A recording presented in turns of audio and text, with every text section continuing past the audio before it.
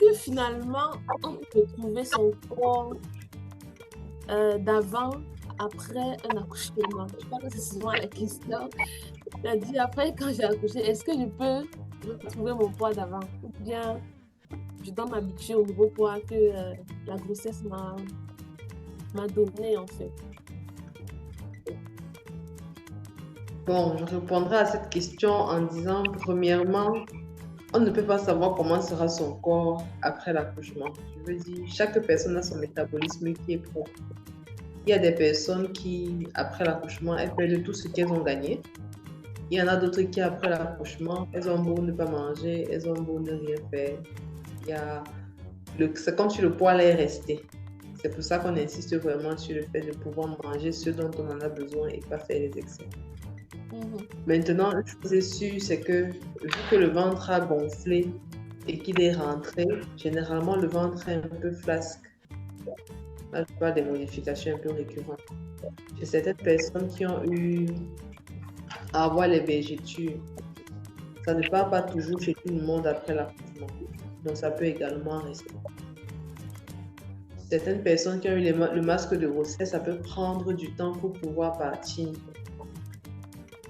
Donc, le conseil que je donne, c'est de voir ça, on appelle ça, voir ça un peu comme des cicatrices, non? Vous avez vécu quelque chose, c'est une histoire et votre corps en a gardé une marque, en fait, pour ne pas avoir à mal le prendre. Maintenant, après l'accouchement, il est aussi possible, on conseille généralement à partir de 6 mois, de pouvoir commencer les exercices. Comme certaines femmes nous montrent à la télé, elles étaient grosses, elles ont commencé le sport, à un moment, elles ont retrouvé leur poids initial. Ça frustre d'autres femmes. Donc, c'est possible de pouvoir commencer le sport au bout de 6 mois quand on est sûr que la grossesse là s'est passée pour de bon. Je sais qu'on parle aussi souvent du corset aux femmes. Il faut serrer le ventre, il faut utiliser le foulard pour attacher. Vraiment, il ne faut pas le faire ça immédiatement après l'accouchement. Il faut attendre vraiment les 6 mois là. À ce moment-là, vous pouvez le faire parce que votre corps a besoin de récupérer. Et il y a également une attitude traditionnelle qui se fait dans certaines cultures au Cameroun. Ce qu'on fait à l'eau chaude, là. Je ne connais pas bien le terme exact, mais c'est qu'on fait le massage à l'eau chaude. Et il y a des femmes qui subissent ça. Des fois, chez la majorité des dames, ça ne permet pas à l'utérus de bien se contracter. Après, elle vient parce qu'elle saigne beaucoup, ça crée des complications dont on n'en a vraiment pas besoin. Maintenant, je sais qu'il faut trouver le bon mot pour expliquer, pour éviter des conflits avec la mère ou avec la belle-mère. C'est une attitude que je ne vous conseille pas parce que les effets ne sont pas forcément bons. Il y a pour d'autres que ça finit toujours des fois peut-être avec l'utérus qu'on enlève. Il faut faire attention à ça. Donc oui, il est possible de récupérer son corps après la grossesse, mais il faudra du temps. Ça ne sera pas quelque chose du jour au lendemain. Il faudra être patient et attendre le moment approprié pour faire des exercices un peu trop intenses. Ok, merci beaucoup. Est-ce qu'il y a d'autres ajouts, maman? Oui, je voulais dire ceci, c'est que c'est vrai qu'on est passé un peu vite, mon micro m'a un peu dérangé, un peu vite sur certaines choses. Je reviens un peu d'abord, je vais revenir étape par étape sur le... Il y a beaucoup de points, c'est ça que j'ai relevé, le postpartum, la dépression. Ne négligez pas ce fait, s'il vous plaît. Beaucoup, je vais dire peut-être chez nous ici en Afrique, c'est un point qu'on ne regarde pas beaucoup. On dérange même les mamans un peu. Mais il y a beaucoup, aujourd'hui, dans les maternités, il y a carrément des centres, des spécialistes qui sont là pour assister certaines mamans parce que c'est souvent des moments un peu très difficiles. Parce que parfois, on ne se comprend pas, le corps, ça ne va pas. Moi, ça m'a dérangé. Les seins sont crévassés parce qu'on n'a peut-être pas parlé de ça. Peut-être vous avez des tétons qui se blessent et ça fait... Là, c'est quelque chose, moi, pour moi, vraiment... je ne sais pas si c'est ça qui m'a fait mal que l'accouchement. L'accouchement me fait pas mal.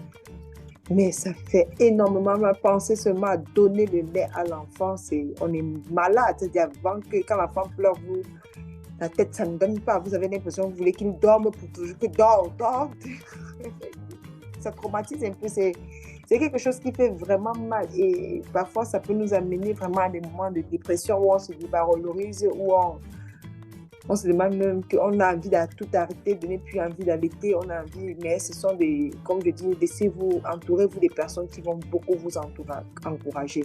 Parce que quand ça fait mal, donner le sein dans la douleur, c'est la blessure, hein. Il y a des gens, ça va très fort, ça dit le sein vraiment se coupe. Quand il faut donner le tété, tu pleures d'abord. C'est-à-dire le bébé pleure, tu te mets à pleurer toi-même d'abord. Parce que là, et quand il attrape, et c'est comme si les enfants là savent souvent que tu veux fuir avec ton sein. C'est-à-dire quand il attrape ton sein, c'est comme si c'est vengeusement dessus.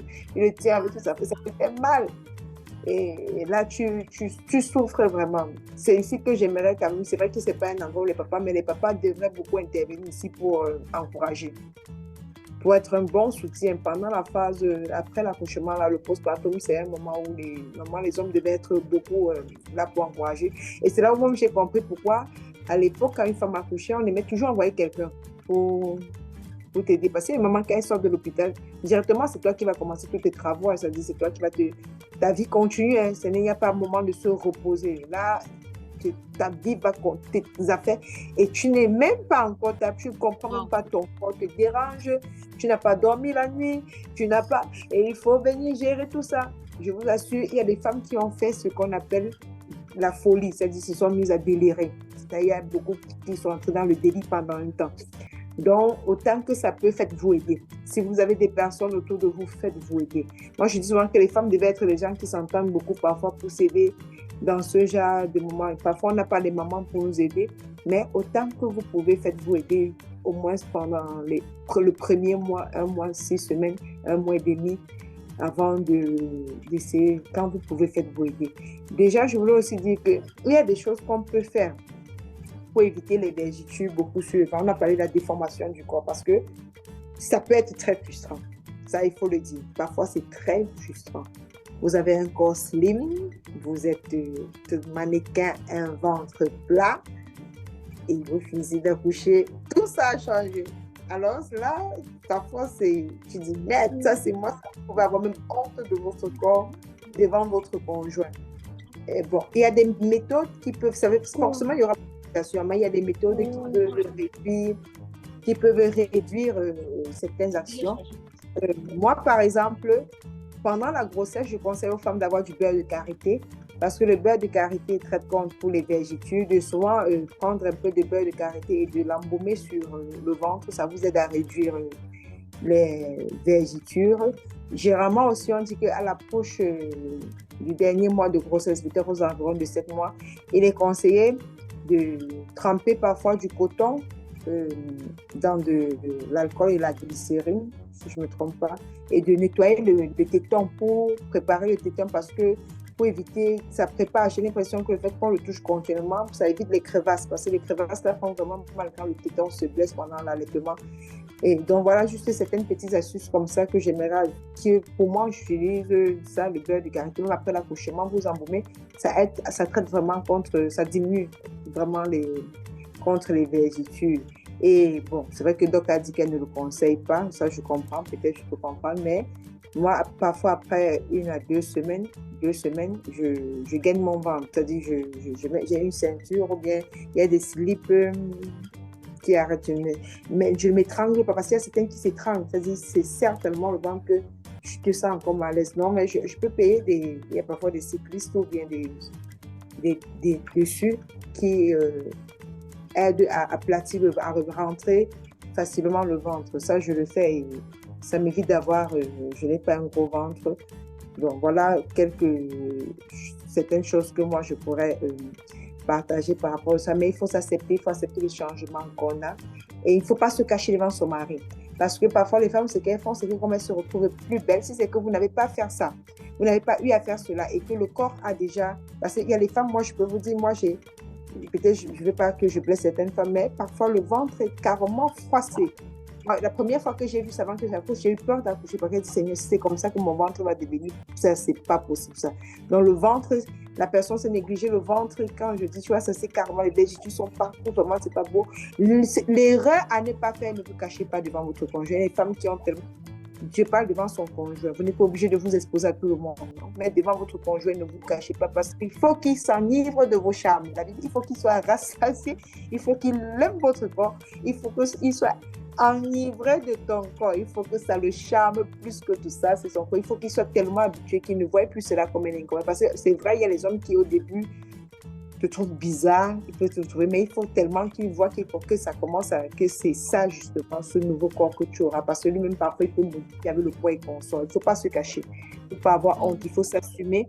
Il faut s'aimer. Comme le docteur a dit, on se dit c'était pour une belle chose que cela est arrivé.